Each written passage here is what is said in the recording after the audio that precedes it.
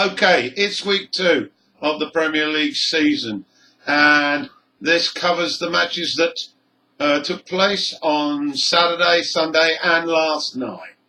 Things got going with the early kick-off at the Liberty Stadium on Saturday, featuring Swansea and Man U. United were unchanged from the win against West Ham and dominated early possession in the first quarter. Although both sides hit the crossbar, Rashford caught the eye with his pace, but Swansea's defence looked sturdy. Pogba's over-exuberance cost him a yellow, and he was lucky to avoid a second with a clumsy collision later on. Just as the first half was about to peter out, United scored from a corner after Pogba clattered the bar with a powerful header, and Bailly followed up to poke the ball over the line. After the break, the game was pretty subdued and listless, but it came to life in the last 10 minutes when United struck with 3 quick goals in a matter of minutes, courtesy of Lukaku, Pogba and Martial, who came on for Rashford. The second followed a delightful assist from Mkhitaryan, who was my man of the match. He also set up Lukaku for 2-0. At St Mary's, Southampton continued West Ham's misery by going 2 up, with the Hammers down to 10 courtesy of Arnautovic's reckless use of the arm on a Saints defender. However, a spirited fight back courtesy of the H-poacher Hernandez with a brace suggested they may escape with a point. No such luck. Foolish tackle in the box led to Southampton's winning penalty. Hart clearly not getting the start he wanted. Okay, let's move on to Stoke and Arsenal.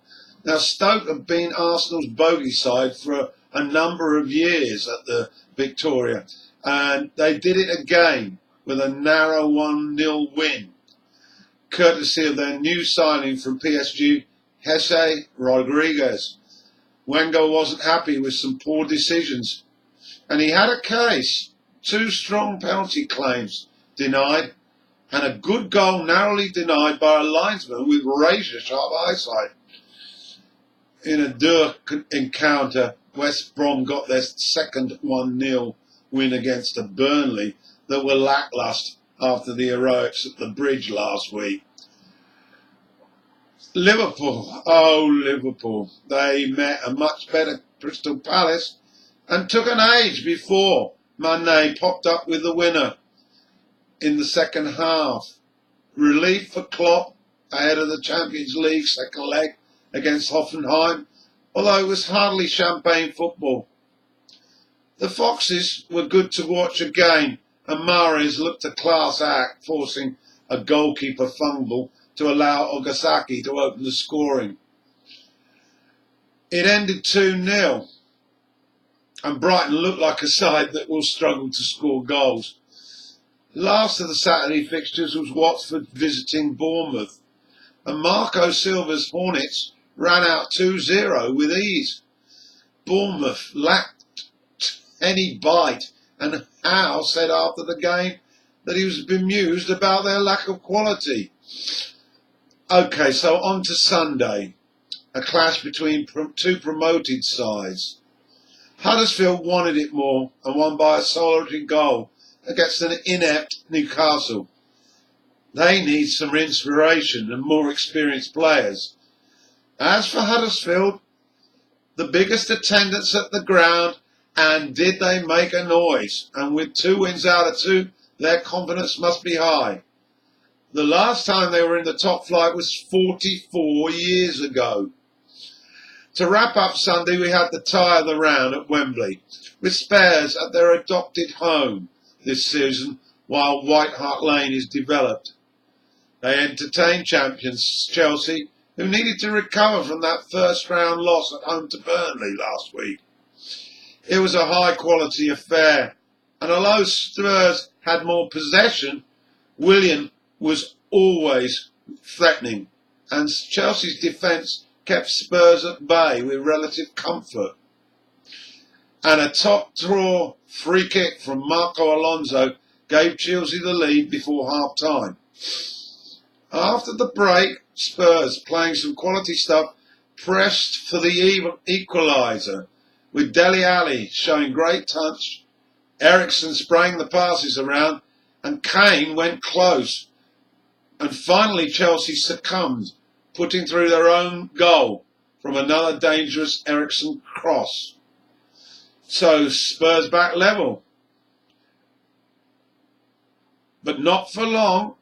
Chelsea, through Alonso, scored again. Although Lloris will look at the shot and know he should have saved it. Chelsea held on and deserved it. They showed a tenacity and a desire to overcome last week's disappointing loss. The doom and gloom that seemed to be around the bridge all week has been lifted. As for Spurs, defeat, but they looked a good side, and there certainly wasn't any Wembley hoodoo. The first Monday night game finished 1 each. 2 red cards. Rooney was the predator again as he reached 200 goals in the Premier League to join an exclusive club with Alan Shearer. City was struggling a goal down, but a few substitutions changed the momentum back to City, and finally Sterling scored from 10 yards. Schneiderlin followed Walker off, both with 2 yellows, and both seemed harsh. So after 2 matches, Man U are top of the pile, followed by West Brom and Huddersfield. So that's the wrap up. I hope you're enjoying the video on the Premier League. Just a small point to learners of English who are watching this video. The contents of this Premier League video should be very helpful with your listening skills. Okay, thanks.